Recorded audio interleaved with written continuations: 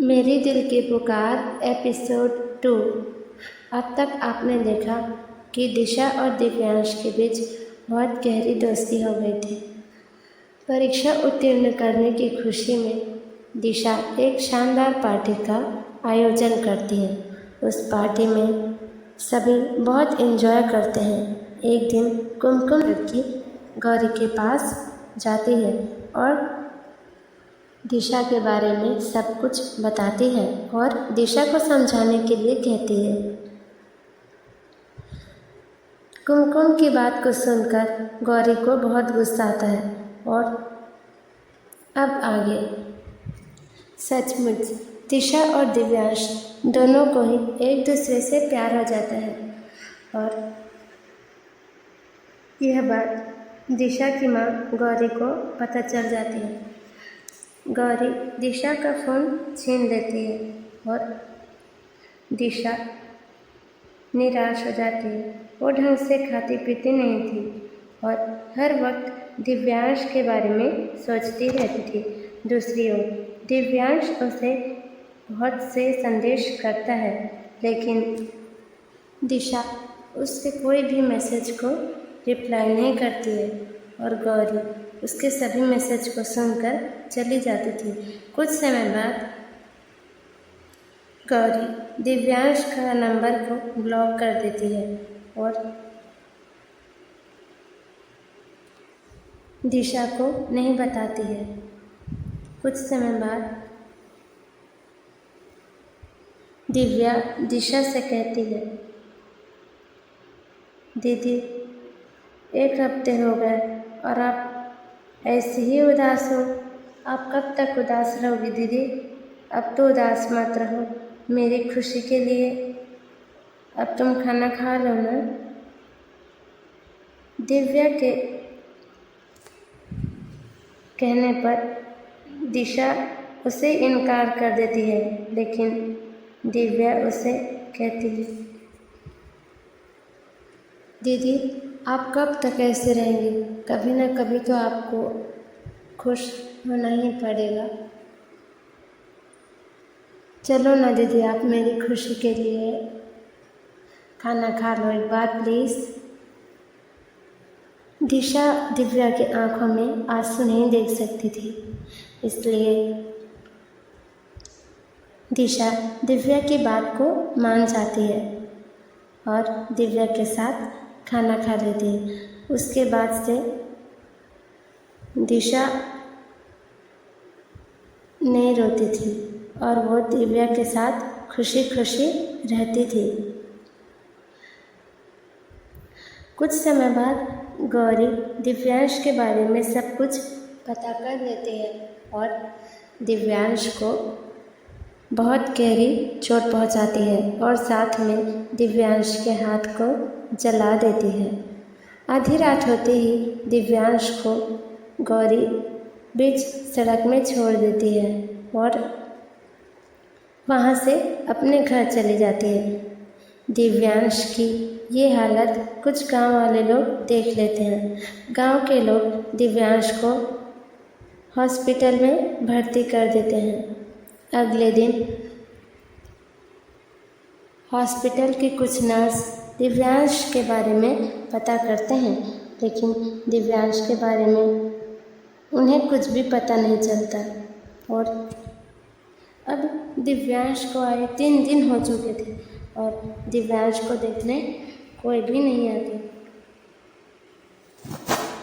तब से दिव्यांश की देखभाल नर्स करती थी और उसका इलाज भी करती थी। ऐसे ही एक दिन दिशा की फ्रेंड चमेली दिशा के घर जाती है और दिशा से कहती है, दिशा मैं तुम्हें एक इम्पॉर्टेंट बात बताने आई हूँ।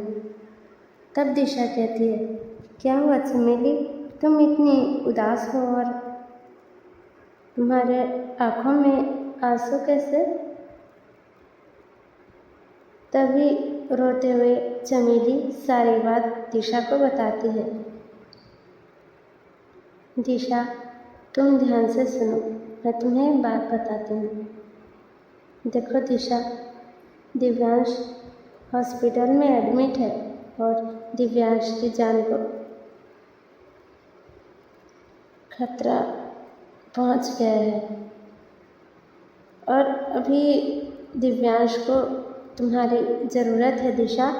तुम मौका देखकर हॉस्पिटल चली जाओ और दिव्यांश को बचा लो दिशा। इतना कहकर चमेली अपने घर चली जाती है। चमेली की बात सुन दिशा को एक बार फिर से रोना आ जाता है और तभी दिव्या कहती है, दीदी आप चिंता मत कीजिए, मैं आपको जल्द से जल्द हॉस्पिटल ले जाऊंगी, आप चिंता मत कीजिए। कुछ समय बाद दिशा के मन में एक तरकीब सोचती है और वो दिशा से कहती है, दीदी यही तरीका है, हमें अभी हॉस्पिटल चलना चाहिए। अभी तो माँ भी घर पर नहीं है, माँ के आते तक हम घर लौट आएंगे और वहाँ के नर्स से आप कह देना कि मुझे फीवर है और मैं नर्स को सारी बातें बता दूँगी और आपके पास मैं पहुँच जाऊँगी। दिशा कहती है, ठीक है, हम दोनों बहनें ऐसे ही करती हैं। प्लान के मुताबिक दिव्या और दिशा दोनों बहन हॉस्पिटल जाती हैं। हॉस्पिटल में वहाँ के कुछ नर्स आपस में बात कर रही थी। ये दिव्यांश का कुछ अता पता नहीं है, इसे देखने अभी तक कोई नहीं है। हमने तो बहुत कोशिश की दिव्यांश के बारे में पता लगाने की, लेकिन अब तक दिव्यांश के बारे में हमें कुछ भी पता नहीं। अब ये ठीक हो जाएंगे तो हम फिर कैसे करेंगे, इन्हें कहाँ ले जाएंगे।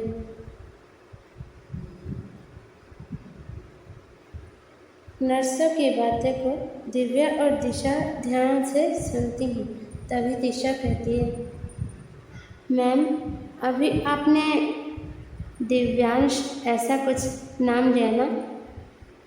तो नर्स कहती है, हाँ मैंने दिव्यांश नाम लिया अभी। तब दिशा कहती है, मैम मुझे बताइए ना कि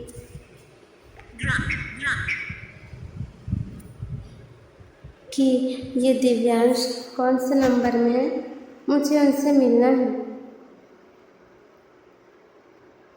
चलो ठीक है, तुम चिंता मत करो, मैं तुम्हें दिव्यांश के पास ले जा दूँगी, कोई चिंता मत करो। तभी दूसरी नर्स से दिशा कहती है, मैम आप मेरी बहन को देख लीजिएगा, उसे फीवर है और चक्कर भी आ रहे हैं। इतना कहकर दिशा और वो नर्स दोनों ही दिव्यांश के पास पहुंच जाते हैं। तभी दिव्यांश दिशा के ही बारे में सोच रहा था और अचानक से वहाँ दिशा को देखकर दिव्यांश के चेहरे पर मुस्कान आ जाती है और वो बहुत खुश हो जाता है और दिशा से कहता है, अरे दिशा तुम यहाँ कैसे पहुँची?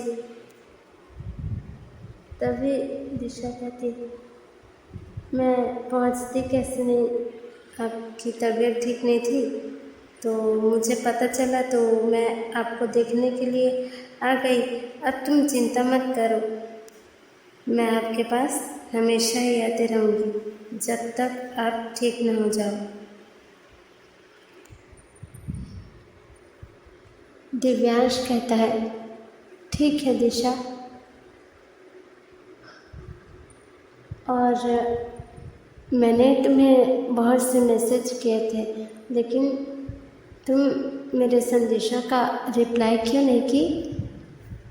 तभी दिशा कहती है, माँ ने मेरा फ़ोन तो छीन लिया था और ऐसे ही वो सारी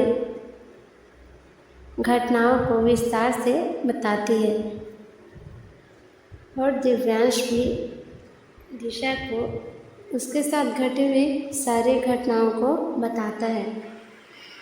कुछ समय में गौरी दिव्या और दिशा को ढूंढते हुए हॉस्पिटल पहुंच जाती है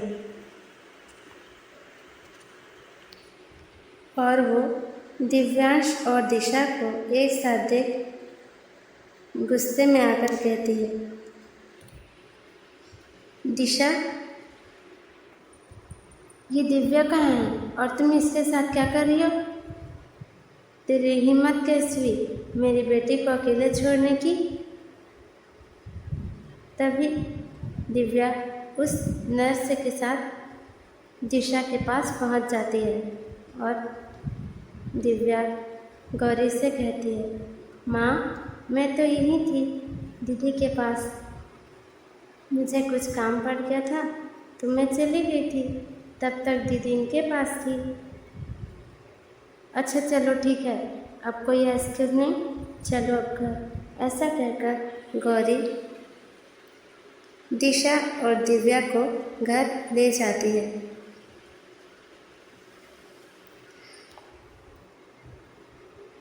गौरी दिशा से कहती है, दिशा, अब तुम आगे की पढ़ाई दिल्ली में करोगी और तुम्हें दिल्ली जाना होगा। दिशा इस बात से बहुत दुखी हो जाती है। इस कहानी के आगे क्या होने वाला है ये जानने के लिए आप बने रहिए interesting sound and beautiful story पर। धन्यवाद। Start record.